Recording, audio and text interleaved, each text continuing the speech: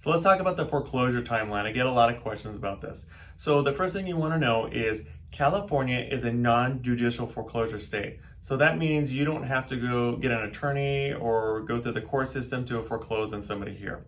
So that means the foreclosure process runs quite a bit faster than it does in most states with a judicial foreclosure law. So let's talk about the three people that are involved in a foreclosure. Your trustor, that's the person that owes the money. Your beneficiary, that's the person that's owed the money, that's your lender. Then you have your trustee. Now the trustee can do one of two things. They can either reconvey the note, release it from the record as directed by the beneficiary, or they can start foreclosure proceedings. So let's go over the timeline. From the date they file or record the notice of default, 3 months after that, they will file the notice of sale. And 21 days or 20 days after that, the property will go to auction. Now, I just gave you the regular timelines of a foreclosure. Now, can it be postponed?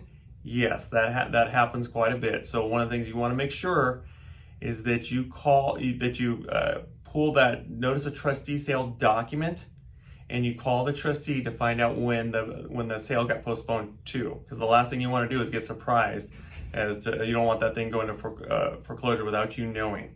What you'll do, you'll pull the notice of trustee sale document, call the trustee, give them the trustee sale number, and they'll give you, there'll be a recording there that'll tell you it's been postponed to such and such a date due to bankruptcy or negotiation, or you may end up talking to somebody on the phone depending how big the operation is.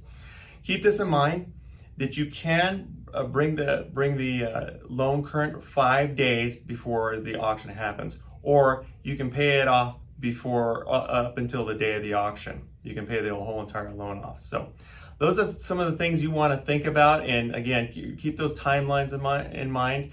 When you have a notice of default, you got limited time, so you got to work fast to figure out what you're going to do, whether you're going to sell it or you're going to negotiate with the bank. So hopefully you guys found this information useful, and if you guys have any questions about that, give us a call. We'd love to help you.